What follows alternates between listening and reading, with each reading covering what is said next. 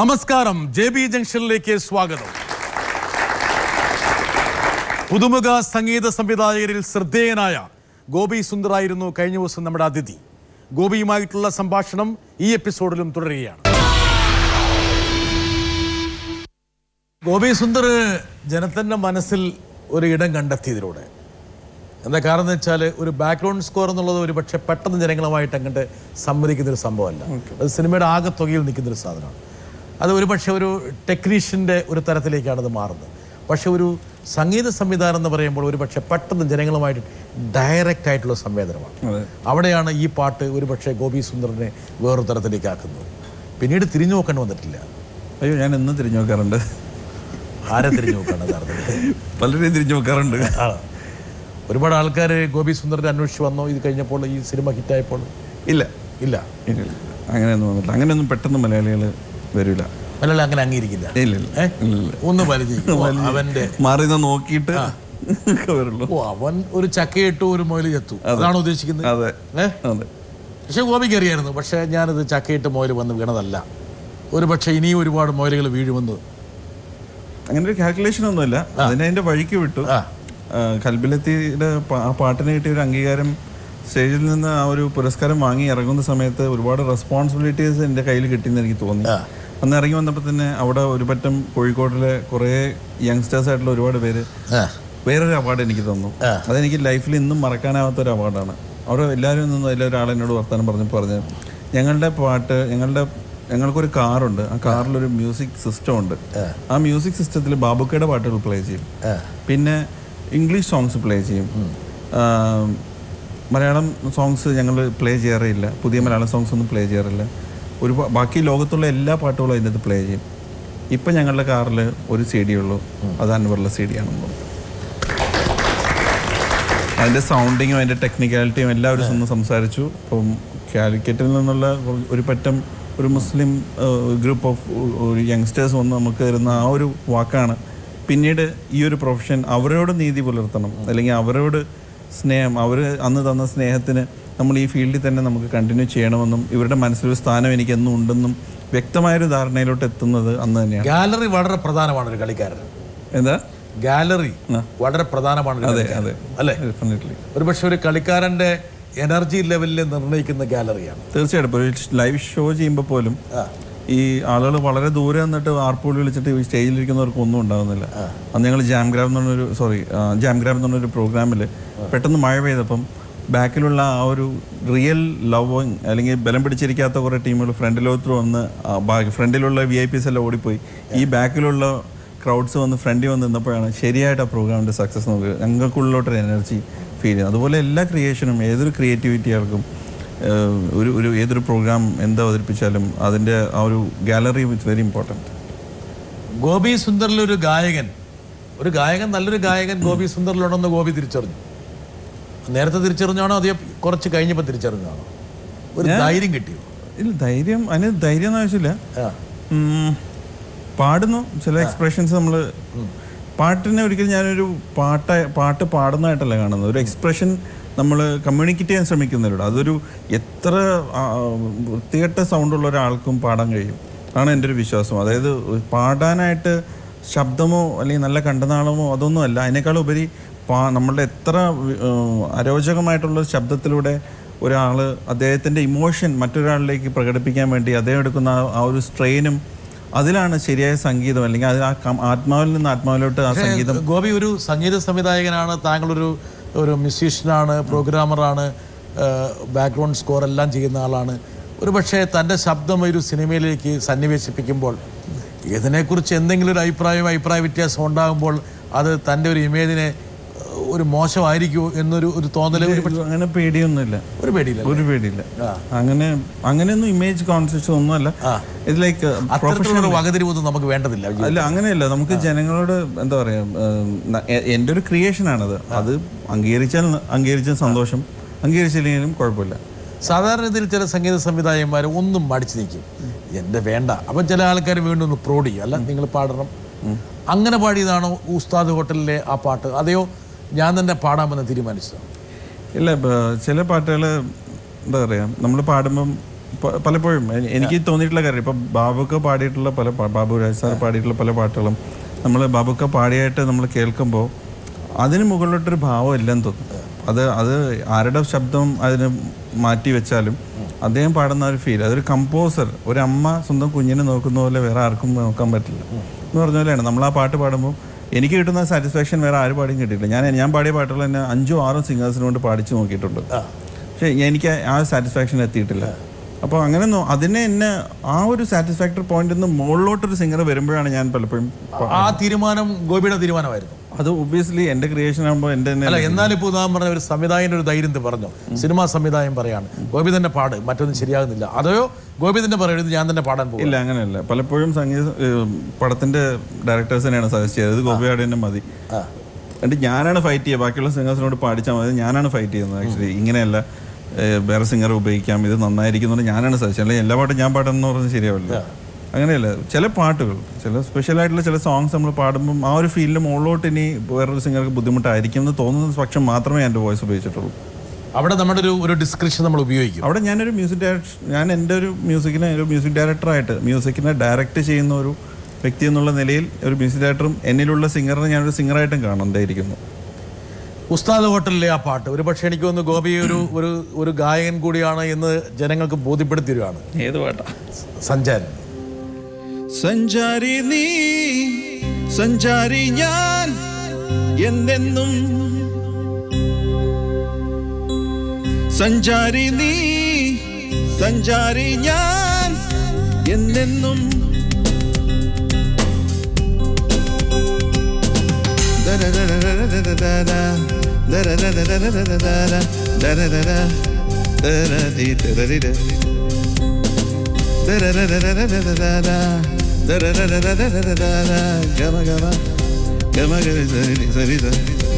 സഞ്ചാരി നീ, സഞ്ചാരി ഞാൻ, എന്നെന്നും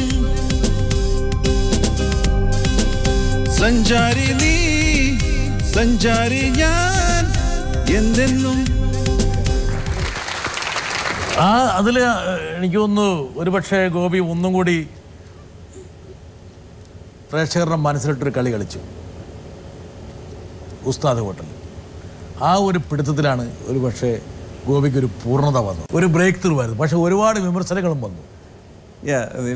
ഞാൻ പറഞ്ഞില്ലേ, നോട്ട് ബോദർ, നമുക്ക് ഇഷ്ടമുള്ള ചെയ്യാന്നുള്ളതാണ്. ഇതിങ്ങനെ ചെയ്യണമെന്ന് എങ്ങനെ? ഞാനൊരു തുണിക്കട നിൽക്കായിരുന്നു, അപ്പോൾ ഒരു മെസ്സേജ് വന്നു. അതിനു മുമ്പ് ഈ സിറ്റുവേഷൻ വേറെ പാട്ട് ഞാൻ ഓൾറെഡി കമ്പോസ് ചെയ്ത് കൊടുത്തിട്ടുണ്ട് അൻവർ റഷീദിന്. മച്ചാനെ നമുക്ക് ഇങ്ങനെ ഒരു സാധനം പിടിച്ചാലെന്നുണ്ട് 2 ലൈൻ അയച്ചു തന്നു. ഇതൊരു പഴയ ഒരു വീടുകളിലൊക്കെ പാടുന്ന അമ്മായി പാട്ടാണ്. അപ്പങ്ങളെമ്പാടും ഒറ്റയ്ക്ക് ചുട്ടമ്മായി, അമ്മായി ചുട്ടപ്പോൾ മരുമനുക്ക് വട്ടായി പോയി എന്നൊക്കെ പറഞ്ഞ ലൈൻ. അവർ 2 ലൈനേ ഉള്ളൂ, അമ്മായി ചുട്ടത് മരുമനുക്കായെന്നുള്ളൂ. അപ്പോൾ ഞാനപ്പോൾ തന്നെ ഡ്രസ് ചേഞ്ച് ചെയ്യുന്ന സമയത്ത് ഞാൻ മൂളിപ്പാട്ടായിട്ട് ഈ മനസ്സിൽ കിടക്കുന്ന ലൈൻ വെച്ച് പാടിയ ഒരു ട്യൂണാണ്, അതപ്പോൾ റെക്കോർഡ് ചെയ്തിട്ടുണ്ടായിരുന്നു. സോ അങ്ങനെ അപ്പോൾ ഉണ്ടായൊരു പാട്ടാണ്. അപ്പോൾ എല്ലാ പാട്ടുകളും ഇങ്ങനെ തന്നെയാണ്. പല ജോലിക്ക് ഷോപ്പിൽ നിന്ന് ആദ്യം പാടി, ടെസ്റ്റ് ഷോപ്പിൽ നിന്ന് റെക്കോർഡ് ചെയ്ത് പാടിയതാണ്. അപ്പോൾ ആദ്യം പിന്നെ വസ്ത്രം എടുത്തോണ്ടിരിക്കുന്നു, വസ്ത്രം എടുത്തോണ്ടിരിക്കുന്നു, ഡ്രസ് ചേഞ്ച് ചെയ്ത് മറ്റേ ഇവിടുത്തെ ട്രയൽ റൂമിൽ പോയിട്ടാണ് ഇത് പാടിയത്. ട്രയൽ റൂമിൽ പോയിട്ട് കമ്പോസിഷൻ നടന്നത് അവിടെയാണ്. അതെ, അവിടെയാണ്. അങ്ങനെ കമ്പോസിഷൻ നടന്ന സ്ഥലങ്ങൾ വളരെ വികൃതമായ സ്ഥലങ്ങളൊക്കെ കമ്പോസിഷൻ നടക്കാറുണ്ട്. അപ്പങ്ങളമ്പാട് നടന്ന ഒരു ട്രയൽ റൂമിലാണ്. സോ അത് കഴിഞ്ഞു പുറത്തു വന്നു, അങ്ങനെ അതിന്റെ പ്രോഗ്രാമിലോട്ട് കയറി. അപ്പം അതിനൊരു മാപ്പിള ഫസ്റ്റ് കമ്പോസ് ചെയ്ത വേർഷനിൽ ഒരു മാപ്പിള ഫീൽ കുറയുന്നുണ്ടായിരുന്നു. എനിക്ക് അങ്ങനെ മാപ്പിള ഫീലോട്ട് കൊണ്ടുവരുന്നതായിരുന്നു. വെളുപ്പിന് 5 മണിക്ക് പെട്ടെന്ന് ചാടി എണീറ്റു, റെക്കോർഡ് ചെയ്തു. എന്നുള്ള ലൈൻ വന്നു. അപ്പോഴാണ് അത് കട്ട് ചെയ്ത് ഞാൻ പിന്നെ കിടന്നു തുടങ്ങി. അടുത്ത ദിവസം രാവിലെ എണീറ്റു, പ്രോഗ്രാമിങ്ങിന് ഇരുന്നു, റെക്കോർഡ് ചെയ്തൊക്കെ എടുത്ത് വെച്ചു, പ്രോഗ്രാമിങ് തുടങ്ങി. പടപട ഒരു ദിവസം കൊണ്ട് പാട്ട് കഴിഞ്ഞു. നെക്സ്റ്റ് ഡേ അന്ന വന്നു, പാട്ട് പാടി. നെക്സ്റ്റ് ഡേ അയച്ചു. എല്ലാവരും ആദ്യം ഒരു റിയാക്ഷനും അല്ലേ ഈ പാട്ട് കേട്ടിട്ട്, ഈ പാട്ട് ശരിയാവും എന്നുള്ള രീതിയിലുള്ള ചിന്തകളൊക്കെ വന്നു. ഞാൻ പറഞ്ഞു കണ്ണുമൂടി അടിച്ച സൂപ്പർ ഹിറ്റാന്ന് പറഞ്ഞു. അപ്പോൾ അങ്ങനെയാണ് ആ പാട്ട് ഇറങ്ങുന്നത്. ഈ ഡയലോഗാണ് മറ്റേ ഗോപിയുടെ ഏറ്റവും പഞ്ച് ഡയലോഗ്. ഇത് സൂപ്പർ ഹിറ്റാണ്. അതെ, കണ്ണുമൂടി അടിച്ചത് സൂപ്പർ ഹിറ്റാണ്. അതായത് ഞാനൊരു സാധാരണ ലേമാനാണ്. എന്നെ എക്സൈറ്റ് ചെയ്യിപ്പിക്കുന്ന ഒരു കാര്യമുണ്ടെങ്കിൽ ലേമാനെ എക്സൈറ്റ് ചെയ്യിപ്പിച്ചിരിക്കണം. എന്താ വെച്ചാൽ ഞാൻ എൻ്റെ മനസ്സിനെയും എൻ്റെ രീതികളെയും ജനങ്ങളിൽ നിന്ന് ഒട്ടും മാറ്റിയിട്ടില്ല. അപ്പോൾ ഈ ഗാലറിയിൽ അതായത് ഇവിടെ തൃശ്ശൂരും ഇവിടെയൊക്കെ ജനിച്ചു വളർന്ന ആ സാഹചര്യം ഗോപിയെ വല്ലാതെ ബാധിച്ചിട്ടുണ്ട്. ആ ഒരു ധൈര്യം ഒരുപക്ഷെ ഈ പറഞ്ഞ പോലെ രണ്ട് കാലും ഈ പറഞ്ഞ തെരുവിൽ വെച്ച് നിൽക്കുകയാണ്. അതുകൊണ്ട് അതിന്റെ ഒരു തിണ്ണപരത്തിലാണ് ഗോപി പറയണത് ഇത് സൂപ്പർ ഹിറ്റാണ്. സൂപ്പർ ഹിറ്റാണ്. ഒരു കാലം നമ്മൾ പ്ലാറ്റ്ഫോമിൽ മറ്റൊരു കാലം കണ്ണും പൂട്ടി നിന്നോ എന്താണ് കണ്ണും പൂട്ടി അടിച്ചോ? കണ്ണുമുട്ടി അടിച്ച സൂപ്പർ ഹിറ്റ് ആയിരിക്കും. കണ്ണും പൂട്ടി അടിച്ച സൂപ്പർ ഹിറ്റാണ്. ആദ്യം ഗോപി ഇത് 4 വരി പാടുന്നതിന് ശേഷം നമുക്ക് ഇനി ഒരാളെ കൊണ്ടുവരണം. അപ്പങ്ങളും പാടും ഒറ്റയ്ക്ക് ചുട്ടമ്മായി അമ്മായി ചുട്ടത് മരുമോനക്കായി. അപ്പങ്ങളും പാടും ഒറ്റയ്ക്ക് ചുട്ടമ്മായി അമ്മായി ചുട്ടത് മരുമോനക്കായി. അമ്മായി കൊച്ചമ്മായി മരുമോന്റെ പൊന്നമ്മായി കച്ചവടം പൊട്ടിയപ്പോ വട്ടായി പോയി. അമ്മായി കൊച്ചമ്മായി മരുമോന്റെ പൊന്നമ്മായി കച്ചവടം പൊട്ടിയപ്പോ വട്ടായി പോയി. അപ്പങ്ങളും പാടും ഒറ്റയ്ക്ക് ചുട്ടമ്മായി അമ്മായി ചുട്ടത് മരുമോനക്കായി. അതിന് ഗോപി പറഞ്ഞ ആ 5 മണിക്ക് പുലർച്ചെ എഴുന്നേറ്റിട്ട് അതിനകത്തൊരു ഒരു മുസ്ലിം സാധനം കയറ്റിയതാണ് ഒരു പക്ഷേ ആ പാട്ടിന്റെ സ്പിൻ. അതെ, പിന്നെ ഉണ്ടായത് പുട്ടുകുത്തി വട്ടായി പോയെന്ന് പറഞ്ഞില്ലേ. അതായത് എന്തെങ്കിലും ചെയ്യണമെന്നൊക്കെ പറഞ്ഞ് തലയൊക്കെ ഇങ്ങനെ പിരിഞ്ഞുകൊണ്ടിരിക്കുന്നു. ആ സമയത്ത് ഇതൊന്നും പോരാ പ്രേക്ഷകർക്ക്. എന്ന് വെച്ചാൽ ഞാൻ കമ്പോസ് ചെയ്യുന്ന സമയത്ത് ഞാനൊരു സാധാരണ പ്രേക്ഷകനായി അവൻ്റെ തേഴ്സ്റ്റ് നമ്മൾ മനസ്സിലാക്കണം. അവരുമായിട്ട് ഒരു ബന്ധമില്ലാത്തൊരു സാധനം കൊടുത്തിട്ടൊരു കാര്യമില്ല. അപ്പോൾ ഞാൻ പലതും ചെയ്യുമ്പോൾ ഞാൻ എന്നിലുള്ള പ്രേക്ഷകനെ സാറ്റിസ്ഫൈ ചെയ്തേ പറ്റും. അപ്പോൾ ഞാനൊരു ലൈൻ ഇടുമ്പോൾ അല്ലെങ്കിൽ ഒരു 2 നോട്ട്സ് ഞാൻ കണ്ടെത്തി കഴിയുമ്പോൾ ഊതറ സാധനം ഇത് നമ്മൾ ഒരിക്കലും കൊടുക്കാൻ പറ്റൂല എന്നുള്ള ചിന്തയാണ് മനസ്സിലോട്ട് വരുന്നത്. ഒരു സാധനം പ്രേക്ഷകൻ നമ്മളെ വിമർശിക്കുകയാണ്. നമ്മളെ വിമർശിക്കണം. ഇതൊക്കെ ആരെടുക്കാനാണ് വല്ല അമ്മയൊക്കെ ആണെങ്കിൽ പിന്നെ പുട്ടൂത്തി വട്ടായി പോയിട്ടുണ്ട്. ഈ പാട്ട് കേട്ട് വട്ടായി പോയിട്ടുണ്ടെന്നുള്ള ലൈനാണ് വട്ടായി പോയി എന്നുള്ള ലൈൻ സ്ട്രക്കായത്. അമ്മായി പുട്ടുകുത്തി വട്ടായി പോയി മതി എന്നുകൊണ്ട് വട്ടായി പോയി കയറ്റിയത്. അങ്ങനെ ആ പ്രേക്ഷകനിൽ നിന്ന് തന്നെയാണ് അത് എടുക്കുന്നത് നമ്മൾ. അങ്ങനെ ഒരു പല ഇൻസിഡൻസ് ഉണ്ട് ഓരോ ലൈനിൽ നമ്മൾ കിട്ടുന്നില്ല. അപ്പോൾ വട്ടായി പോയി എന്ന് പറഞ്ഞ വാക്കാണ് കുട്ടികൾ ഇതിൻ്റെ ഏറ്റവും എനിക്ക് ഒരു സന്തോഷമായത്. ഏറ്റവും ചെറിയ കുട്ടികൾ വരെ വട്ടായി പോയി എന്ന് പറഞ്ഞ് പാടുന്നത്. അതാണ് ആ പാട്ടിന് കിട്ടിയ ഏറ്റവും വലിയൊരു ഓസ്കാർ. വട്ടില്ലായിരുന്നെങ്കിൽ ഇത് 8 കെട്ടി പൊട്ടി. അതുപോലെ അവിടെ വേറൊരു ആ പാട്ടിന് വേറൊരു സ്പെഷ്യാലിറ്റി വന്നു. ഒരു പക്ഷേ അത് ഒരു നോർമലായിട്ടുള്ളൊരു സിംഗിങ്ങിൻ്റെ രീതിയിലേക്ക് വന്നിരുന്നെങ്കിൽ ഒരു പക്ഷേ ആ പാട്ട് ക്ലിക്ക് ചെയ്യില്ല. ഡെഫിനറ്റ്ലി ഇല്ല. വരട്ടെ, ആ ചെരുവ് ഞാൻ കാണിച്ചു തരാം. ഗോപി സുന്ദറിൻ്റെ മ്യൂസിക് സ്റ്റുഡിയോയിലാണ് അന്ന കത്രീന വാലയിൽ എന്ന പിന്നണി ഗായികയുടെ ജനനം. Sunsa is my second home. Gopi സാറിനെ പറ്റി പറയുകയാണെങ്കിൽ സാറിൻ്റെ സ്റ്റുഡിയോ പറ്റിയാണ് പറയേണ്ടത്. സാറിൻ്റെ സ്റ്റുഡിയോ സാറിൻ്റെ ഒരു റിസർച്ച് കേന്ദ്രമാണ്. He has 2 consecutive studios. അതിൽ എൻ്റെ പ്രത്യേകത എന്ന് വെച്ചാൽ അതിൽ കസേരകൾക്ക് ഒരു കുറവുമില്ല. കാരണം സാർ ഞങ്ങളോട് പറഞ്ഞിട്ടുണ്ട്, പിള്ളേരെ ഞാൻ നിന്നാ പണിയെടുത്തേ, അതുകൊണ്ട് എൻ്റെ സ്റ്റുഡിയോയിൽ എന്നും ആർക്കും നിന്ന് പണിയെടുക്കേണ്ടി വരില്ല, എപ്പോഴും ഒരു കസേര കാണും. That's A speciality of A studio. Another thing is, എന്നെ കണ്ട ഞാൻ പണ്ട് മെലിഞ്ഞായിരുന്നു. ഇപ്പം ഞാൻ തടി വെക്കാൻ കാരണം സാറിൻ്റെ സ്റ്റുഡിയോയിൽ എപ്പോൾ ചെന്നാലും ഭയങ്കര നല്ല ആഹാരമാണ്.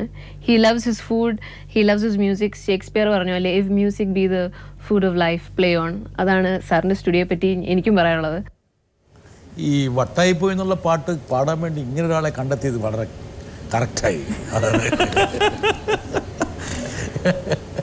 ഓക്കെ, ഇപ്പൊ ഞാനൊന്നും പറഞ്ഞില്ല, ഗോപി ചിരിച്ചു. ശരിക്കും മ്യൂസിക് ഞാൻ പറഞ്ഞതിനോട് ചോദിച്ചോ? എന്ത് ഞാൻ പറഞ്ഞതിനോട് ചോദിച്ചു? എനിക്കിവിടുന്ന് പുറത്തിറങ്ങട്ടെ, ഇനി എനിക്ക് വേറെ പാട്ടുകൾ പാടിക്കണ്ട. അല്ല, കോംപ്ലിമെന്റ് അല്ലേ? കോംപ്ലിമെന്റ് ആണ്. അവർക്ക് എന്താ പറയാ, അന്നയുടെ വട്ടാണ് അവരുടെ മ്യൂസിക്. അപ്പൊ ഞാൻ പറഞ്ഞത് എല്ലാ മനുഷ്യരിലും ഉണ്ട് ഒരു വട്ട്. പക്ഷെ അന്നയുടെ വട്ട് ഇതിനൊരു സ്പെഷ്യാലിറ്റി ആയിരുന്നു. തീർച്ചയായിട്ടും. അതായത് മേൽമേൽ എന്ന് പറഞ്ഞ പാട്ട് പാടാനാണ് അന്നെ വന്നത്. അപ്പോഴാണ് എപ്പങ്ങളും പാടുന്നത്. അതിനേക്കാൾ ഉപരി മുമ്പ് ഒരു സംഭവിച്ചിട്ടുണ്ട്. വേറെ ആഡ് ചെയ്തുകൊണ്ടിരിക്കുമ്പോൾ എൻ്റെ സുമേഷ് പരമേശ്വർ എന്ന് പറഞ്ഞ ഒരു ഗിറ്റാറിസ്റ്റ് ഉണ്ട്. അദ്ദേഹത്തിൻ്റെ ശിഷ്യയാണ് എന്നെയാണ് ഗിറ്റാർ പഠിപ്പിക്കാൻ വേണ്ടി. അപ്പോൾ അങ്ങനെ ആ സമയത്ത് അദ്ദേഹം കൊച്ചിലെ കേട്ട് മറന്ന ആ ശബ്ദം ഒരിക്കൽ എന്നോട് അഡ്വർടൈസ്മെൻറ്റ് ചെയ്തുകൊണ്ടിരിക്കുന്ന സമയത്ത് ഒരു പെട്ടെന്നൊരു വോയിസ് വേണമല്ലോ സുമേഷ് എന്ന് പറഞ്ഞപ്പോൾ സുമേഷ് പറഞ്ഞു, എനിക്ക് പരിചയമുള്ളൊരു കുട്ടിനെ ഞാൻ കൊണ്ടുവരാൻ ശരി വരട്ടെ പാടട്ടെ എന്ന് പറഞ്ഞു. അപ്പോൾ പാടി. അപ്പോൾ തന്നെ എനിക്ക് ആ വോയിസ് സ്ട്രൈക്ക് ചെയ്തു. സാധാരണ ഒരു വോയിസ് അല്ലല്ലോ, സാധാരണ ഒരു സ്ത്രീയുടെ വോയിസ് അല്ല, ഒരു പ്രത്യേകം വോയിസ്. ഇത് അന്ന് തന്നെ വളരെ അട്രാക്ട് ചെയ്തു. അന്ന് ഞാനത് മനസ്സിലിട്ടിരുന്നു. ഈ അപ്പങ്ങളുമായിട്ട് പാട്ട് വന്നപ്പോൾ എനിക്ക് ഫസ്റ്റ് ഞാൻ ലോക്ക് ചെയ്തത് തന്നെയുടെ വോയിസാണ്. ഈ പറഞ്ഞ പോലെ താങ്കളുടെ ഫ്ലാഷിന് വന്നൊരു ദുര്യോഗം ഈ പാട്ടിന് വന്നില്ല. എല്ലാ ടെലിവിഷനിലും എല്ലാ റേഡിയോ ചാനലുകളിലും ഇത് നിറഞ്ഞിരുന്നു. ഒരു പക്ഷേ എല്ലാ വിഭാഗം ജനങ്ങളെയും ആകർഷിക്കാൻ പറ്റിയൊരു പാട്ടെന്ന രീതിയിലേക്കാണ് ഇത് ഉരുത്തിരിഞ്ഞത്. അതേസമയം തന്നെ ഒരുപാട് വിമർശിച്ചു, ഇതൊരു പാട്ടാണോ? അതോ ഇത് പാട്ടയാണോ എന്നൊരു ചോദ്യം. എല്ലാ ക്രിയേഷനും എതിരഭിപ്രായങ്ങളുണ്ട്. ഏതൊരു ക്രിയേഷൻ, ഒരു ചിത്രം വരച്ചിട്ട് ഒരാൾ ഇത് എന്ത് കണ്ടിട്ട് എന്ത് തോന്നുന്നു എന്ന് വെച്ച് കഴിഞ്ഞാൽ ഓരോരുത്തർ ഓരോ അഭിപ്രായമായിരിക്കും പറയും. സോ അതിൽ കൂടുതൽ ആളുകൾ നല്ല അഭിപ്രായം പറയുമ്പോഴാണ് അത് ഹിറ്റാവുന്നത്. ഒരിക്കലും അപ്പങ്ങളും പാടെന്ന് പറഞ്ഞ പാട്ടോ അല്ലെങ്കിൽ നമ്മൾ ചെയ്തിട്ടുള്ള മറ്റു പല പാട്ടുകളും ഒരു ലോകാംഗീകൃതമായ ഭയങ്കര അംഗീകരിക്കപ്പെട്ട ഒരു സംഭവമാണെന്നോ അതൊരു മഹത്തരമായ സംഭവമെന്ന് ഞാൻ അവകാശപ്പെടുന്നില്ല. ഞാനൊന്ന് ചെയ്യുന്നു, പ്രേക്ഷകന് ഇഷ്ടപ്പെടുന്നവരെ അംഗീകരിക്കുന്നു. അത് ഇഷ്ടപ്പെടുന്നവരുടെ അളവ് കൂടുമ്പോൾ, ഇപ്പോൾ ഒരു ഗായകനൊരു പാട്ട് പാടുമ്പോൾ സ്റ്റേജിൽ 1000 പേര് കൈയടിക്കുന്നു, 1-2 പേർക്ക് അത് ഇഷ്ടപ്പെട്ടിട്ടുണ്ടാവില്ല, അവരെ കൈയടി ആരും കേൾക്കത്തുമില്ല. ആ സിനിമയുടെ ഒരു വിജയ ചേരുവയ്ക്ക് അനിവാര്യമായിട്ടുള്ള ഒരു തലമായിരുന്നു ഈ പാട്ട്. അതെ, അങ്ങനെയാണ് കാണുന്നത്. അതെ, ആ പ്ലാറ്റ്ഫോം നമ്മൾ യൂട്ടിലൈസ് ചെയ്യുന്നു, അത് ജനങ്ങളിലോട്ട് എത്തിക്കുന്നു. ഒരു കൊച്ചുകുട്ടിയുടെ അടുത്ത് അപ്പങ്ങളും പാടും പാടാൻ പറഞ്ഞാൽ പാടും, അതൊരു സന്തോഷമുള്ള കാര്യമാണ്. അത് അവനത് ഹാപ്പി ആയിട്ട്. ഒരുപക്ഷെ ഈ പാട്ടൊരു ദശാബ്ദങ്ങളൊന്നും അങ്ങനെ നിൽക്കണമെന്നില്ല. ഇല്ല, ദശാബ്ദങ്ങൾ നിന്നുകൊണ്ട് നമുക്കൊരു ഗുണമില്ല. അങ്ങനെ സമയത്ത് ആ പടത്തിനെ പ്രൊമോട്ട് ചെയ്യേണ്ട ഒരു പാട്ടാണ്. ദശാബ്ദങ്ങൾ നിൽക്കേണ്ട ഗാനങ്ങളുണ്ട്, മെലഡി ആയിട്ടുള്ള പാട്ടുകൾ നമ്മൾ ചെയ്യുന്നുണ്ട്. അതൊക്കെ നിൽക്കണം, ഒരുപാട് കാലം നെക്സ്റ്റ് ജനറേഷൻ അത് കേൾക്കണം എന്നൊക്കെ ആഗ്രഹിക്കുന്നുണ്ട്. വരുന്നിടത്ത് വെച്ച് കാണാം, അതാണ് ഗോപിയുടെ ഒരു പ്രത്യേകത. വേണമെങ്കിൽ ഒരുപക്ഷെ വരുന്നിടത്ത് വെച്ച് കാണാമെന്നുള്ള, മറ്റു നേരത്തെ പറഞ്ഞ പോലെ കണ്ണും പൂട്ടിയിരുന്നു സൂപ്പർ ഹിറ്റ് എന്ന് പറഞ്ഞ പോലെ, എന്താണ് കണ്ണും പൂട്ടിയടിക്ക് സൂപ്പർ ഹിറ്റ്. കണ്ണും പൂട്ടിയടിക്ക് സൂപ്പർ ഹിറ്റ്, അതാണ് ഇനി ഗോപിയുടെ ഒരു ക്യാച്ച് വേർഡായിട്ട് നമ്മൾ ഡെവലപ്പ് ചെയ്യാൻ പോകുന്നത്. അതെ, അതൊരു ടാഗ് ലൈൻ ഈ പരസ്യത്തിൽ പറഞ്ഞു. സിനിമയിലെ പ്രൊട്ടോഗണിസ്റ്റിനെ വെച്ചുകൊണ്ട് പാടിക്കുക, അത് അവിടെ ഒരു നല്ലൊരു വാണിജ്യ കണ്ണ് ഗോപിക്കുണ്ട്. പക്ഷെ വേണമെങ്കിൽ വലിയൊരു വിമർശനം ഉണ്ടാകാം. ഈ അടുത്ത കാലത്തുണ്ടായ വലിയൊരു സംഭവവാസം പോലെ വേണമെങ്കിൽ അത് തിരിഞ്ഞു കുത്താം. ഞാൻ ഉദ്ദേശിച്ച കാര്യം മനസ്സിലായ? അതെ. എന്താ ഈ ഒരു മസാല ചേരുവയുടെ ഒരു ആദ്യം ഇതിന് ഞാനൊരു മസാല ചേരുവയായിട്ടാണ് കരുതിയത്, സത്യം. ഇപ്പം ചില എക്സ്പീരിയൻസിലൂടെ ചില കാര്യങ്ങൾ നമ്മൾ കണ്ടെത്താൻ കഴിയും, ചില യാഥാർത്ഥ്യതകൾ. അങ്ങനെ പറയുമ്പോൾ ആദ്യം ഇതിനൊരു ചുമ്മാ ഒരു കൗതുകം, പ്രേക്ഷകനാണല്ലോ, മനസ്സിലൊരു പ്രേക്ഷകനുണ്ടല്ലോ. അതെ, പെട്ടെന്ന് ഒരു പ്രൊമോഷൻസ് ആണ്. ഓക്കെ, പെട്ടെന്നൊരു ആക്ടർ പാടി എന്ന് പറയുമ്പോൾ എന്നൊരു ദിലീപ് പാടിയ സിനിമ. അതെ, അത് അതിനേക്കാളുപരി അൻവർ എന്ന് പറഞ്ഞ സിനിമയില് പൃഥ്വിരാജും മമതയും കൂടിയാണ് പാടിയത്, ഒരു എൻടൈറ്റിൽ സോങ്, നിന്നെ കണ്ട കടലകൾ പോലെ എന്ന് പറഞ്ഞ പാട്ട്. അപ്പം അതൊരു കൗതുകം പോലെ ചെയ്തതാണ്. പക്ഷേ ഇവരെ എല്ലാവരെയും അതുപോലെ അത് കഴിഞ്ഞു, അതിനൊരു കൗതുകമായി ഞാൻ കരുതി തള്ളിക്കളഞ്ഞു. അതിനുശേഷം അതുപോലെ ദിലീപേട്ടൻ പാടാൻ തുടങ്ങി. ഇങ്ങനെ പറഞ്ഞ ഒരുപാട് സിംഗേഴ്സ്, ഒരുപാട് മുരളി ഗോപി, ദുൽഖർ, നസ്രിയ, ഇവരെല്ലാം പാടിക്കൊണ്ടിരിക്കുമ്പോൾ ഞാൻ എന്നെ അറിയാതെ മനസ്സിലാക്കിയ വേറൊരു വലിയ സത്യമുണ്ട്. ഇവരെല്ലാവരും വേറൊരു ക്യാരക്ടർ ആവാൻ കഴിവുള്ളവരും, അല്ലെങ്കിൽ ഒരു കഥാസന്ദർഭത്തിന് അനുസരിച്ച് അവരുടെ വ്യക്തിത്വം മാറ്റി വേറൊരു പ്ലാറ്റ്ഫോമിലോട്ട് എത്താൻ കഴിവുള്ളവരാണ്. അപ്പം അവരവരുടെ ശബ്ദം മോഡുലേഷൻ, അങ്ങനെയുള്ള ഭാവങ്ങളെല്ലാം ഒരു ക്യാരക്ടർ അനുസരിച്ച് മാറ്റാൻ, ആ സ്ക്രിപ്റ്റിലുള്ള ക്യാരക്ടറിന് വേണ്ടി മാറ്റാൻ കഴിവുള്ളവരാണ്. ഒരു പ്ലേ ബാക്ക് സിംഗറിന് വേണ്ട ഏറ്റവും വലിയ ക്വാളിഫിക്കേഷൻ അത് തന്നെയാണ്. ആ പ്ലേക്ക് വേണ്ട ബാക്കിംഗ് കൊടുക്കുന്ന ഒരു വോയിസിന് ആ പ്ലേ എന്താണെന്ന് അറിഞ്ഞ് അത് ആ പ്ലേയിലുള്ള എന്താണ് കൊടുക്കേണ്ട ആ ഭാവത്തിലോട്ട് വോയിസ് എത്തിക്കുന്നിടത്താണല്ലോ ഒരു പ്ലേ ബാക്ക് സിംഗർ ഉണ്ടാവുന്നത്. ഇവിടെ എനിക്കൊരു പ്ലേ ബാക്ക് സിംഗറിന് ആവശ്യമില്ല. ആ ഭാവം കമ്മ്യൂണിക്കേറ്റ് ചെയ്യാൻ കഴിയുന്ന, അത്യാവശ്യം പാടാൻ കഴിയുകയാണെങ്കിൽ ഡെഫിനറ്റ്ലി ആ ക്യാരക്ടറിൻ്റെ ഭാവത്തിലോട്ട് ഇവർക്ക് അതിവേഗം എത്തിക്കഴിയേണ്ടതായിട്ട്. ഒരു സിംഗറെ വിളിക്കുമ്പോൾ നമ്മൾ ഒരുപാട് കാര്യങ്ങൾ എക്സ്പ്ലെയിൻ ചെയ്ത്, ഈ സിറ്റുവേഷനും കാര്യങ്ങൾ എക്സ്പ്ലെയിൻ ചെയ്ത്, എങ്കിൽ പോലും there is a generation loss. ഒരു ആ ക്യാരക്ടറിലോട്ട് എത്താൻ ആ ശബ്ദത്തിന് ഒരു വിധം നമ്മൾ മാച്ച് ചെയ്ത്, it's like live sound and dubbing എന്ന് പറഞ്ഞ പോലെ. ഗോപി, ഇതിനകത്ത് 2-3 വശങ്ങളുണ്ട്. എന്ന് വെച്ചാൽ ഒരുപക്ഷെ ഞാനിതിനെക്കുറിച്ച് ചില ആൾക്കാരോട് സംസാരിച്ചും പറഞ്ഞാണ്. ഒന്ന്, ഈ സംഗീത സംവിധായകന്മാർക്ക് ഇപ്പോൾ ഒരു സൂക്കേടുണ്ട്. അതായത് ഗായകന്മാരൊന്നും ഒരു കുന്തമല്ല, ഏത് പോലീസുകാരനെ വെച്ച് പണം പാടിക്കാം. അങ്ങനെ ഗായകരെയും ഗായികമാരെയും ഡീമിസ്റ്റിഫൈ ചെയ്യാൻ വേണ്ടിയുള്ള ഇവന്മാരുടെ കുതന്ത്രമാണ് ഇതിലൂടെ പുറത്തു വരുന്നത്. ഒരിക്കലുമല്ല, അങ്ങനെ എങ്ങനെ പറയാൻ പറ്റും? അങ്ങനെ ഒരു കുതന്ത്രമൊന്നും ഗായകർക്ക് ഞങ്ങളുടെ ഭാഗത്തുനിന്ന് ആവശ്യമില്ല. എന്ന് വെച്ചാൽ അവരെല്ലാവരും, നമ്മളിപ്പോൾ കാണുന്ന എല്ലാ സിംഗേഴ്സും അവരവരുടേതായ ലെവലിൽ ഒരുപാട് എസ്റ്റാബ്ലിഷ്ഡ് ആയിട്ടുള്ള സിംഗേഴ്സാണ്.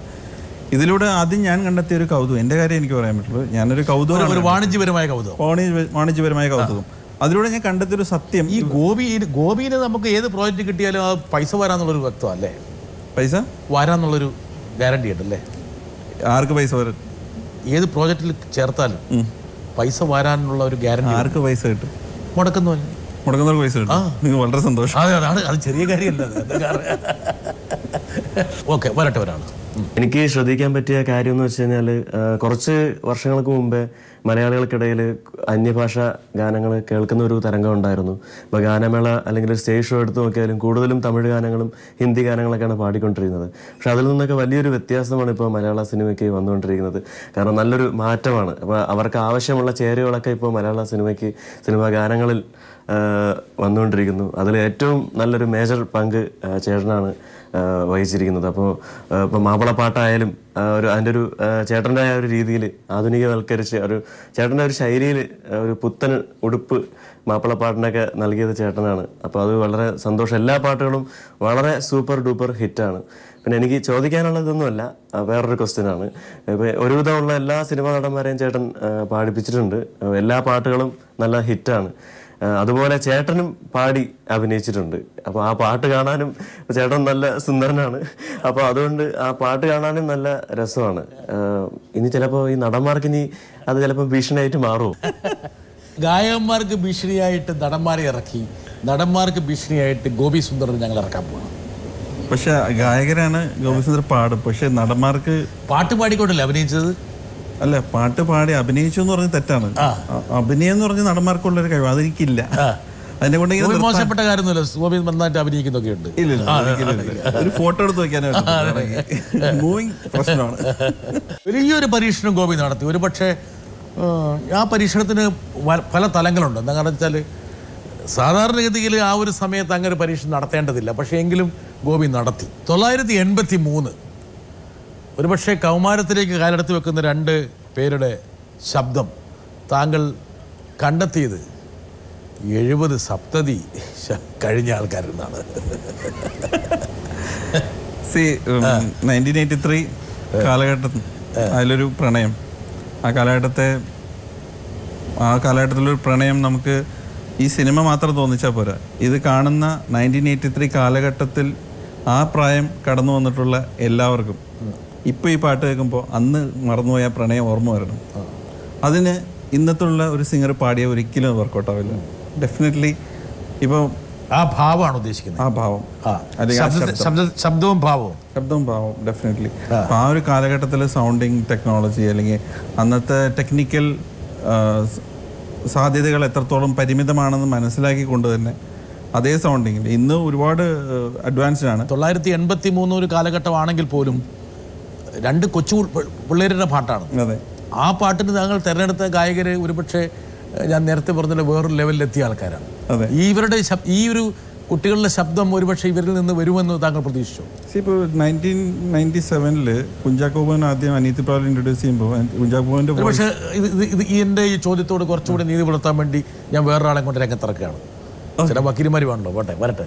ഈ ഗോപിചേട്ടനോട് ചോദിക്കാനുള്ള ചോദ്യം എന്ന് പറഞ്ഞാൽ, ഇന്നിപ്പോൾ ഗോപി സുന്ദർ എന്ന് പറഞ്ഞ മ്യൂസിക് ഡയറക്ടറെ അദ്ദേഹത്തിൻ്റെ വ്യത്യസ്തമായ സോങ്സിൻ്റെ അല്ലെങ്കിൽ അദ്ദേഹം കൊണ്ടുവന്നൊരു സൗണ്ട് ടെക്നിക്സ് അല്ലെങ്കിൽ അതിൻ്റെ റെക്കോർഡിങ് പല രീതിയിലും നമ്മൾ കണക്കാക്കുന്നുണ്ട്, ഇപ്പോൾ കൺസിഡർ ചെയ്യുന്നുണ്ട്. ഓരോരുത്തരും ഓരോ തരത്തിൽ. ഞാൻ ചെയ്യുന്ന പോലെയല്ലേ വേറെ ആൾ. പക്ഷേ ഗോപി സുന്ദർ എന്ന മ്യൂസിക് ഡയറക്ടറുടെ ഏറ്റവും വലിയ വെപ്പണായിട്ട് ഗോപി സുന്ദർ എന്ന വ്യക്തി കാണുന്നത് എന്താണ്? അതാണ് എൻ്റെ ചോദ്യം. ഇതാണ് ഒരു പക്ഷേ 1983 ഗോപി സുന്ദർ പുറത്തെടുത്ത ഒരു വെപ്പൺ. താങ്കളുടെ ആ പാട്ടിന്റെ രചയിതാവ് BK ഹരിനാരായണൻ. അതെ, ഹരിനാരായണൻ എൻ്റെ വളരെ അടുത്ത സുഹൃത്തു കൂടിയാണ്. സോ എന്നിലുള്ള വെപ്പണോ? അങ്ങനെ ഒരു വെപ്പണോ ഇല്ല എൻ്റെ. ഒരു നിരായുധനായിട്ട് നിരായുധനായിട്ട് ഇരിക്കുകയാണ് എൻ്റെ പൊന്നു ഹരി.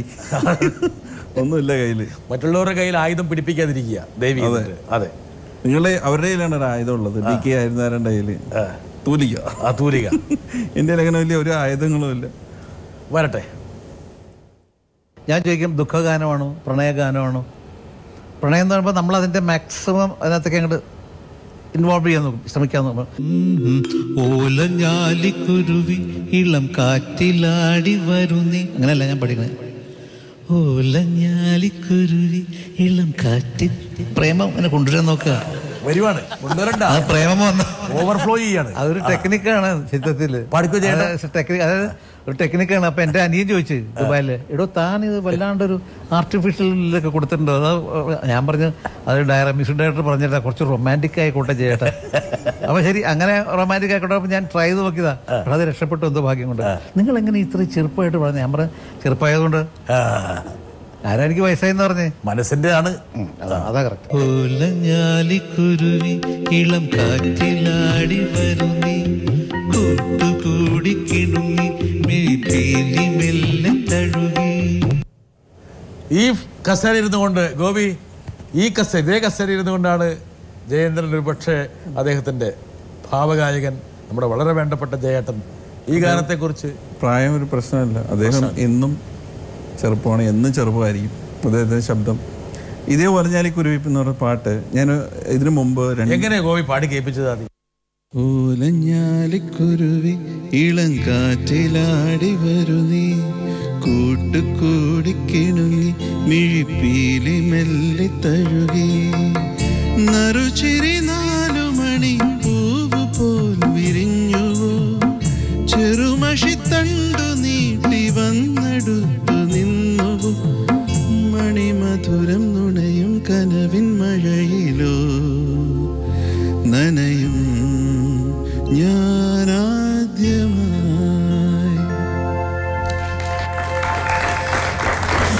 ഗോപി, നമ്മുടെ ജയേട്ടൻ അതുപോലെ വാണി ജയറാം,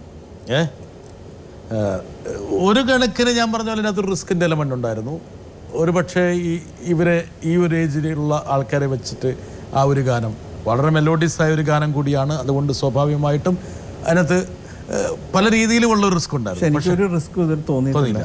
കാര്യം എന്നിലുള്ള പ്രേക്ഷകൻ ഹാപ്പിയാണ്. 1983 ഒരു പക്ഷേ നിന്നത് ഈ ഗാനം എന്നുള്ള പില്ലറിൻ്റെ മുകളിലാണ്.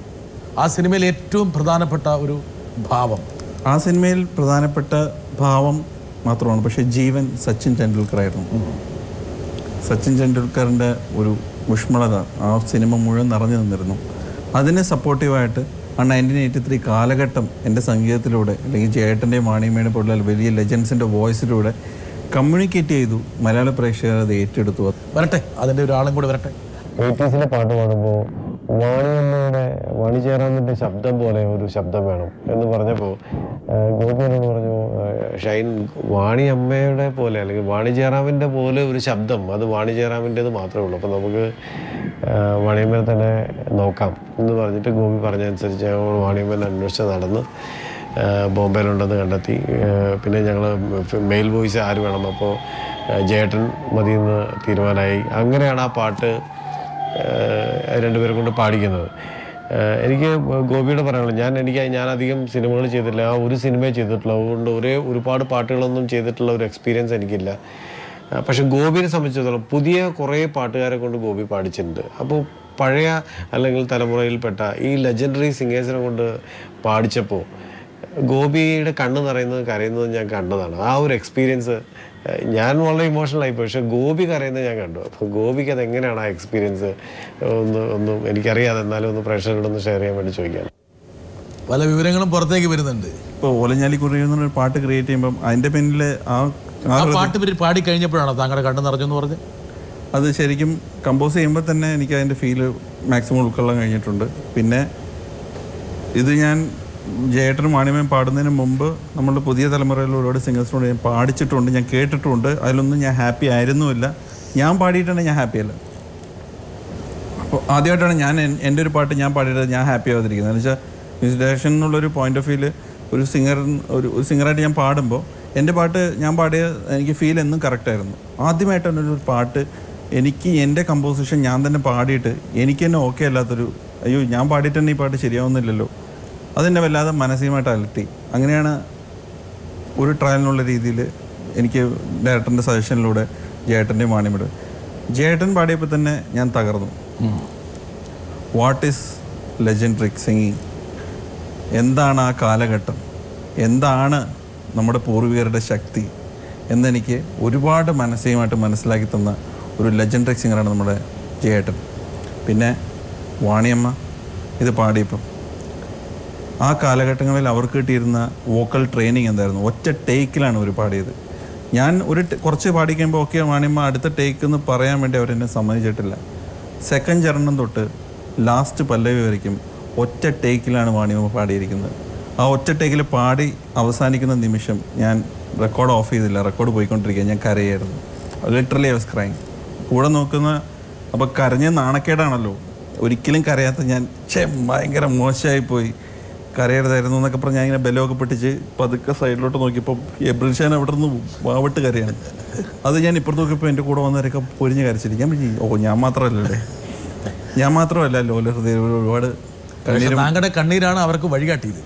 ചില ആൾക്കാർ ചില സ്ഥലത്ത് ഒരാൾ ചിരിക്കുമ്പോഴാണ് വേറെ ആൾക്ക് ഇല്ല, ഞാൻ കരയുന്ന ആരും കണ്ടിട്ടില്ല എന്നാണ് എൻ്റെ വിശ്വാസം. അവർ കണ്ടിട്ടൊന്നും എനിക്കറിയാം. കരയുന്ന ഒരു വീക്ക്നെസ് ആണോ? കരയുന്ന ഒരു വീക്ക്നെസ് അല്ല, കരയുന്ന ഒരു വികാരമാണ്.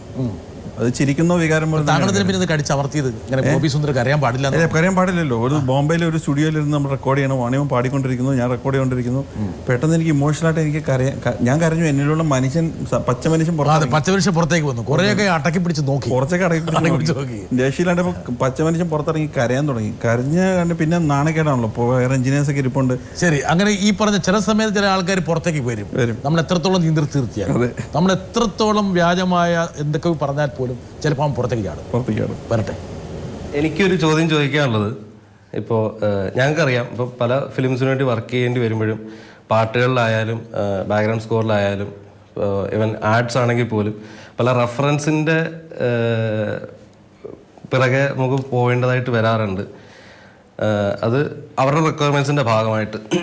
അപ്പോൾ അങ്ങനെ വർക്ക് ചെയ്യുമ്പോൾ പിടിക്കപ്പെടും, ഒരുപക്ഷെ പിടിക്കപ്പെടും, അല്ലെങ്കിൽ പിടിക്കപ്പെടാതെ പോകും എന്നറിയാമായിട്ട് കൂടി അതിന് വർക്ക് ചെയ്യേണ്ടി വരുമ്പോൾ ഉണ്ടാകുന്ന ഒരു എന്താ പറയുക, ചേട്ടൻ എങ്ങനെയാണ് അതിനെ കാണുന്നത് എന്നറിഞ്ഞാൽ കൊള്ളാമെന്നുണ്ട്. ഗോപി ഇതിൻ്റെ ഒരു മലയാള പരിഭാഷ കൊടുത്തതേ പെട്ടെന്ന്. ഇവരെൻ്റെ പ്രോഗ്രാമേഴ്സാണ്, എൻ്റെ കൂടെ വർക്ക് ചെയ്യുന്നതാണ്. കഴിഞ്ഞ 2 വർഷമായിട്ട് എനിക്ക് സ്ഥിരമായിട്ട് പ്രോഗ്രാമിംഗ് എന്ന് പറഞ്ഞു കഴിഞ്ഞാൽ ഞാൻ മുമ്പ് ചേർന്ന ജോലിയാണ് പ്രോഗ്രാമറായിട്ട്. ഞാൻ പറഞ്ഞൊരു ഭേദമുണ്ട്, പ്രകാശ് അല്ലേ, എന്താണ് പ്രകാശ് പിടിക്കപ്പെടുന്നു ഒക്കെ അറിയാം എങ്കിൽ പോലും ചെയ്തു പോകും. എന്താ ഉദ്ദേശിച്ചത്? അതായത് ചില സമയത്ത് നമ്മളുടെ ഡയറക്ടർ അല്ലെങ്കിൽ സോ കോൾഡ് ഡിസിഷൻ എടുക്കുന്നവർ, അവർ നമുക്ക് എഡിറ്റേഴ്സ്, അവരൊക്കെ നമുക്ക് ചില റെഫറൻസുകൾ തരാറുണ്ട്. ഈ മൂഡിൽ തന്നെ ഇരിക്കണം എന്ന് പറഞ്ഞു തരാറുണ്ട്. അപ്പം അതിൽ ആ മൂഡിൽ തന്നെ ഇരിക്കുകയും അറ്റ് ദ സെയിം ടൈം നമ്മളുടേതായിട്ടുള്ള ഒരു ക്രിയേറ്റീവ് പോയിന്റിലൂടെയാണ് ഇത് ചെയ്യുന്നത്. അതായത് അവിടെയും ഞാൻ ബിസിനസ്സുകാരനാവും, ഈ പറഞ്ഞ പോലെ ഇവരെയും ഹാപ്പി ആക്കണം, അവരെയും ഹാപ്പി ആക്കണം, ജനങ്ങളും പ്രശ്നം ഉണ്ടാക്കരുത്, നമ്മുടെ ഒറിജിനാലിറ്റി കീപ്പ് ചെയ്യുകയും ചെയ്യണം. എന്നാൽ അവരുടെ അതെ. അപ്പോൾ അതിന് ഒരുപാട് നിയമവശങ്ങളുണ്ട്. ഇപ്പം ഒരു ട്യൂൺ നമ്മൾ കോപ്പി അടിക്കുകയാണെങ്കിൽ, അടിച്ചു മാറ്റുകയാണെങ്കിൽ അതിന് ചില നിയമവശങ്ങളുണ്ട്. നൊട്ടേഷൻ ഡിഫറെൻ്റ് ആയിരിക്കണം, ഒരേ നൊട്ടേഷൻ ആയിരിക്കും, ഒരേ ടെമ്പോയിലായിരിക്കും, ഒരേ ശ്രുതിയിലായിരിക്കും, ഇങ്ങനെയൊക്കെ അതിന് ഒരുപാട് ലൂപ്പ് ഹോൾസ് ഉണ്ട്. ആ ലൂപ്പ് ഹോളിലൊക്കെ ഞാൻ കയറി പിടിക്കും. അപ്പോൾ വിദഗ്ധമായിട്ട് ഏതൊരു തൊഴിലിനും അതിന്റെ വിദഗ്ധത നമുക്ക് അത്യാവശ്യമാണ്. അതോടുപോലെ തന്നെ അത് നല്ല മോഷണം ചെയ്യുകയാണെങ്കിലും പിടിക്കപ്പെടാൻ പാടില്ല. അത് കേൾക്കുമ്പോൾ പോലെ തോന്നുമെങ്കിലും അതിന് നമുക്ക് അതിൻ്റെ ഉള്ളിൽ നിന്ന് പുറത്തോട്ട് വരാനുള്ള വാതിലുകളെല്ലാം നമ്മൾ തുറന്നു വെച്ചിരിക്കണം. ഇതൊരു മോഷണം എന്ന് പറഞ്ഞാൽ ഞാൻ മാത്രം ചെയ്യുന്നൊരു കാര്യമല്ല, അത് ലോക നിയമമായിട്ട് ഒരുപാട് പേര് ചെയ്തുകൊണ്ടിരിക്കുന്നുണ്ട്. അതൊരു പ്രശ്നമുള്ള കാര്യം. ചില ആൾക്കാർ വീട് കുത്തി പൊളിക്കും, ചില ആൾക്കാർ ബാങ്ക് ലോക്കർ എടുക്കും, ചില ആൾക്കാർ ഇതുപോലെ മ്യൂസിക് മോഷ്ടിക്കും. അതെ. അപ്പോൾ ഈ റെഫറൻസ് വേണമെന്നുള്ള ഭാഗത്ത് നമ്മൾ 2 പാർട്ടികളെ നമ്മൾ ഹാപ്പി ആക്കിയേ പറ്റും. അങ്ങനെ വരുമ്പോൾ നമുക്കൊരു പ്രശ്നമില്ലാത്ത രീതിയിൽ അതിനെ കൊണ്ടുപോകും. ഒരുപക്ഷെ ഗോപിയുടെ ഈ പറഞ്ഞ വാണിജ്യപരത, അല്ലെങ്കിൽ ഈ പറഞ്ഞ ഈ പാട്ടിൻ്റെ ഉടമസ്ഥൻ, അല്ലെങ്കിൽ ഈ പറഞ്ഞ സിനിമയുടെ ഉടമസ്ഥൻ, അവരുടെ കമ്പൽഷൻ, അവർക്ക് വേണ്ടി നിന്ന് കൊടുക്കേണ്ടതൊക്കെ ഒരുപാട് ഇങ്ങനെയുള്ള ചില എന്താ പറയുക എൻക്രോച്ച്മെന്റ്സിന് ട്വിസ്റ്റ് ആൻഡ് ടേൺസ് ഉണ്ടാവും. ഇപ്പം ഞാൻ ജനഗണമന എന്ന് പറഞ്ഞൊരു പാട്ട് കോപ്പി അടിച്ചെന്ന് പറഞ്ഞതിൽ അർത്ഥമില്ല. അതായത് അത്രയും ഫെമിലിയർ ആയിട്ടുള്ള ഒരു പാട്ടാണ്. റിസ്ക് എടുത്താണോ? റിസ്ക് ഇല്ല എന്ന് വെച്ചാൽ അറിഞ്ഞുകൊണ്ട് തന്നെ നമ്മൾ ചെയ്യുന്നതാണ്. അറിഞ്ഞുകൊണ്ട് തന്നെ എല്ലാവർക്കും അറിയാവുന്നൊരു കാര്യം. പക്ഷേ അതിൽ എനിക്ക് ലൂപ്പ് ഹോൾസ് ഉണ്ട്. ഇപ്പം ഇതാണ് ഗോപിയുടെ അതായത് ഇതൊന്നും മറച്ചു വെച്ച് ചെയ്യുന്ന കാര്യങ്ങളല്ല. ഇത് ചെയ്യുമ്പോൾ തന്നെ എനിക്കും എൻ്റെ കൂടെ വർക്ക് ചെയ്യുന്നവർക്കും എല്ലാവർക്കും അറിയാവുന്ന സത്യങ്ങളാണ്. ഞാനെന്താ വെച്ചാൽ അതിൻ്റെ ബാക്കിംഗ് അതുപോലെ ഉണ്ടാക്കിയിട്ട് അതിൽ വേറെ പാട്ടാണ് ഞാൻ പാടിയത്. അതുപോലെ തോന്നിക്കുന്ന വേറെ പാട്ട്. അതിൽ മ്യൂസിക് നൊട്ടേഷൻ ടോട്ടലി ഡിഫറെൻ്റ് ആണ്, പ്ലേസ്മെൻറ്റ്സ് സെയിം ആണ്, പക്ഷേ മ്യൂസിക് നൊട്ടേഷൻ ടോട്ടലി വേറെയാണ്. നിയമം നോക്കുന്ന നൊട്ടേഷനാണ്, നൊട്ടേഷൻ എടുത്ത് നോക്കിയാൽ രണ്ടും വേറെ വേറെ നൊട്ടേഷനാണ്. നിയമത്തിന്റെ മുമ്പിൽ നിന്ന് ഗോപി രക്ഷപ്പെട്ടുവെങ്കിലും ഒരുപക്ഷെ ഒരു സംഗീതത്തെ വളരെ ഗൗരവമായിട്ട് നോക്കിക്കാണുന്ന ആൾക്കാരുടെ മുമ്പിൽ ഗോപി ഒരു മോഷ്ടാവായോ? തീർച്ചയായിട്ടും മോഷ്ടാവ് തന്നെയാണ്. ഈ പാട്ട് ഇങ്ങനെയൊക്കെ ചെയ്ത് കഴിഞ്ഞാൽ മോഷ്ടാവ് തന്നെയല്ലേ, അല്ലാന്ന് പറയുന്നില്ലല്ലോ. അല്ലാണ്ട് ഇത് മോഷ്ടിക്കുന്നുണ്ടെങ്കിൽ മോഷ്ടിച്ചിട്ടുണ്ടെന്ന് വ്യക്തമായി തുറന്നു പറയുന്ന ഒരാൾ തന്നെയാണ് ഞാൻ. അപ്പം മോഷ്ടിച്ചിട്ടില്ലെങ്കിൽ മോഷ്ടിച്ചിട്ടില്ല എന്ന് പറയാം. മോഷ്ടിച്ചു എന്നുള്ളത് കൊണ്ട് താങ്കൾ മോഷ്ടിച്ചു എന്ന് ഇപ്പോൾ തുറന്ന് പറയുന്നു. തീർച്ചയായിട്ടും ഒരു മോഷ്ടാവാണ് താങ്കൾ. ഏതൊരു പണ്ടൊരു കവിത വെറും ഒരു മോഷ്ടാവായി എന്നെ കളർന്ന് വിളിച്ചു എന്ന് പറഞ്ഞിട്ട് അങ്ങനെയൊന്നും പറയില്ല. നമ്മൾ ഇതിൽ മോഷണമല്ല. ബ്രയൻ ആഡംസിന് എനിക്ക് ഒരുപാട് ഇഷ്ടമുള്ള ഒരു ആർട്ടിസ്റ്റാണ്. എല്ലാവരെയും പോലെ തന്നെ ഞാനും ഒരു സാധാരണ പ്രേക്ഷകനാണ്. നോട്ടീസ് കിട്ടിയോ? ഏത് നോട്ടീസ്? ഇതുവരെ ഒന്നും കിട്ടിയിട്ടില്ല. ഭാഗ്യം. അല്ല, കിട്ടിയെന്ന് പറഞ്ഞ് പത്രങ്ങൾ കണ്ടു, പക്ഷെ എനിക്ക് കിട്ടിയിട്ടില്ല. സത്യം അങ്ങനെ കിട്ടുവാണെങ്കിൽ എനിക്കല്ല കിട്ടുക, എന്റെ പ്രൊഡ്യൂസറിനാണ് കിട്ടുക. പക്ഷെ ഇതുപോലെ പഠിച്ച കള്ളന്മാരെ അവർ കണ്ടിട്ടുണ്ടാവില്ല. ഇത് കള്ളന്നല്ല പറയുന്നത്. ഇപ്പം ഒരുപാട് ക്രിയേഷൻസ് ഉണ്ട്, അവരുടെ സാമ്യമുള്ള ഇൻസ്പിറേഷൻ ആയിട്ടുള്ള പാട്ടുകൾ ചെയ്യാറുണ്ട്. ഇപ്പൊ ഇൻസ്പയർ ചെയ്താലും കോപ്പി അടിച്ചെന്ന് തന്നെയാണ് പറയുന്നത്. പക്ഷെ ഇതിനുശേഷം ഗോപി, ഞാൻ ഇത് നമ്മൾ രസകരമായൊരു സംസാരമായിട്ട് പറഞ്ഞു പോകുന്ന കേട്ടോ. ഇതിനുശേഷം ചില ആൾക്കാർ പറഞ്ഞു ഗോപി സുന്ദറിന്റെ പേര് മാറ്റി നോട്ടിഫൈ ചെയ്തു, കോപ്പി സുന്ദർന്നാക്കി. അതെ, അതൊന്നും എന്നെ ബാധിക്കുന്ന കാര്യങ്ങളല്ല. അത് കേട്ടിരുന്നോ? ഞാൻ ഇഷ്ടം പോലെ കേട്ടു. ചില ആൾക്കാർ ഉറക്കം വിളിച്ചോ കോപ്പി സുന്ദർ? ഇല്ല, വിളിച്ചില്ല. ധൈര്യം കാണിച്ചില്ല. ഇല്ല, ധൈര്യവും കാണിച്ചോട്ടെ, അതുകൊണ്ടൊന്നും ഇവിടെ ഇളകുന്നില്ല. എന്താ വെച്ച് കഴിഞ്ഞാൽ അങ്ങനെയൊന്നും ഇളകി പോകാനുള്ള ഒരു കുണഞ്ഞ കല്ലുമായിട്ടല്ല ഞാനിവിടെ ഇരിക്കുന്നത്. ഒരു 14 വർഷത്തോളം ഇതിനു വേണ്ടി ത്യാഗം ചെയ്ത് ഒരുപാട് അസോസിയേറ്റ് ആയിട്ട് വർക്ക് ചെയ്ത് തീക്ഷ്ണമായ ഭാവതലങ്ങളിലൂടെ കടന്നു വന്നിട്ടുള്ള ആളാണ്. അതുകൊണ്ട് തന്നെ ഇതൊക്കെ നമ്മൾ ഫേസ് ചെയ്ത് ഇതിൻ്റെ അപ്പുറം ഫേസ് ചെയ്യാൻ ഞാൻ റെഡിയാണ്. അതുകൊണ്ടൊന്നും ബാധിക്കുന്ന കാര്യങ്ങളല്ല. നല്ല സംഗീതം എന്നും ആളുകൾ അംഗീകരിക്കും എന്ന് കരുതി ഈ പാട്ടിനെ ആരും പുച്ഛിച്ചിട്ടോ തള്ളിയിട്ടോ ഒന്നുമില്ല. ആ പാട്ട് ആളുകൾ എൻജോയ് ചെയ്യുന്നുണ്ട്. കുട്ടികളൊന്നും ഈ പാട്ട് പാടിക്കൊണ്ടിരിപ്പുണ്ട്. പല സ്ഥലങ്ങളിൽ ഞാൻ ഈ പാട്ട് കേൾക്കുന്നുണ്ട്. അങ്ങനെ ഇതിനോട് വിരക്തിയുള്ളവർ കേൾക്കണ്ട. ഞാൻ ബ്രെയിൻ ആഡംസിനോട് ചെയ്യുന്ന എൻ്റെ ഒരു സ്നേഹമാണത് ഈ പാട്ടിലൂടെ അറിയിച്ചത്.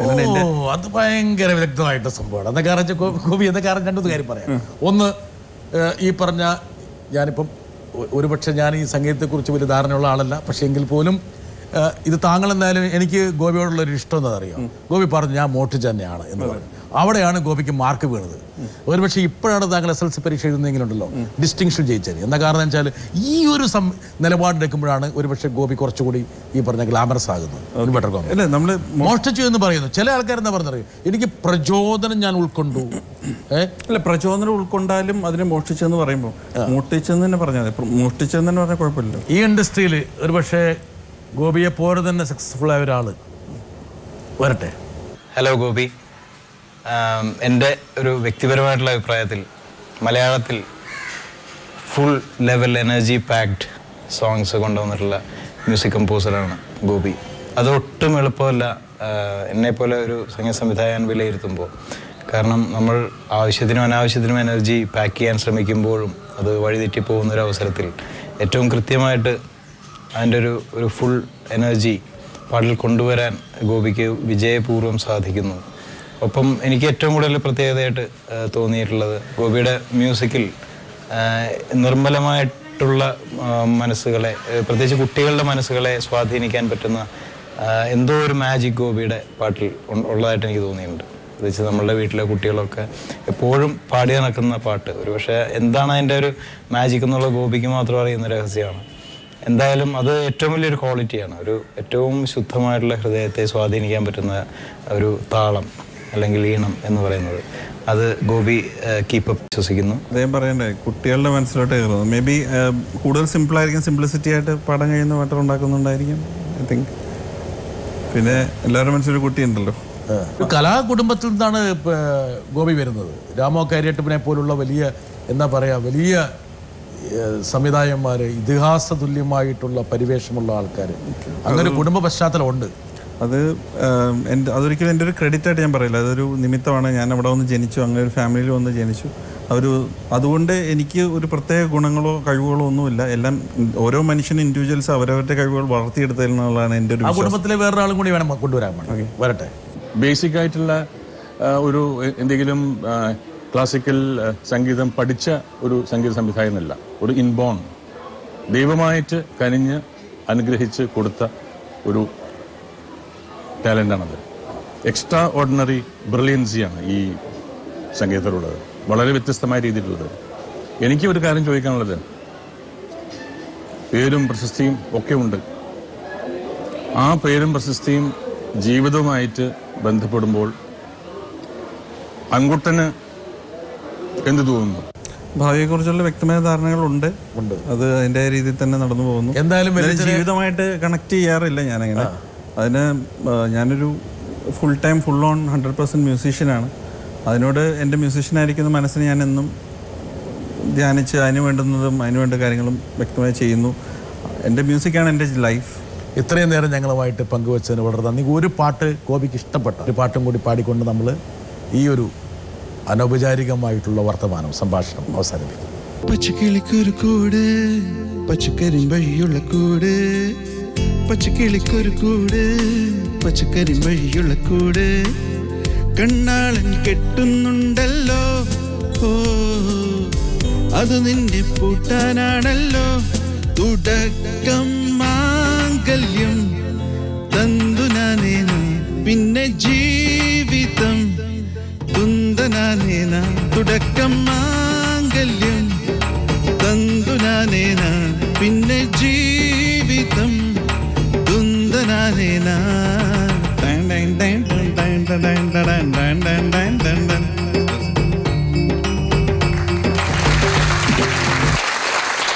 ചില മിസ്റ്റേക്സ്, ബ്ലൂപ്പേഴ്സ് അല്ലെങ്കിൽ ഗൂഫപ്സ് ഉണ്ട്. അപ്പോൾ ഇത് ഞാൻ ഒറ്റയ്ക്ക് കണ്ടുപിടിച്ചതല്ല, കുറെ കാലമായിട്ട് ഇതിന്റെ പിന്നാലെ തന്നെ റിസർച്ച് ചെയ്തുകൊണ്ടിരിക്കുന്നത്. അപ്പോൾ ഒരുപാട് ഫ്രണ്ട്സിനോട് ചോദിച്ചു, ഒരുപാട് ആർട്ടിക്കിൾസ് ഒക്കെ വായിച്ചിട്ടാണ് ഇത് കിട്ടിയിട്ടുള്ളത്. പിന്നെ ചിലതൊക്കെ വെറും സില്ലി ആയിട്ട് തോന്നും, അത് പിന്നെ കോളം ഫില്ല് ചെയ്യാൻ വേണ്ടി എടുത്താണെന്ന് മാത്രം വിചാരിച്ചാൽ മതി.